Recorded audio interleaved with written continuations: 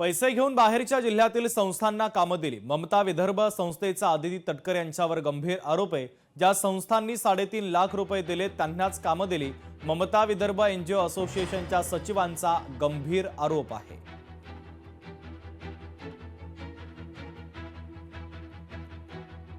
बाल संगोपन योजनेचा भ्रष्टाचार झालेला आहे।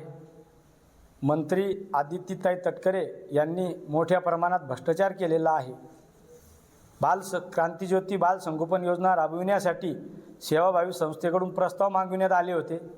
त्या अनुषंगाने प्रस्ताव जिल्हा स्तरावरून आयुक्त लेवलवरून मंत्रालयामध्ये पोहोचले। गेल्या 1 वर्षापासून तुम्हाला पुढच्या महिन्यात मान्यता देऊ, आता आचारसंहिता आहे, त्याच्या पुढच्या महिन्यामध्ये मान्यता देऊ, आचारसंहिता आहे।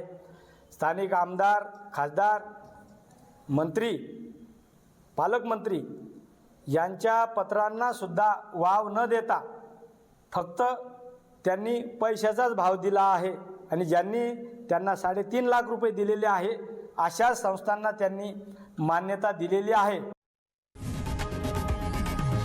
लोकशाही मराठी ऐका, पहा, जागरूक रहा।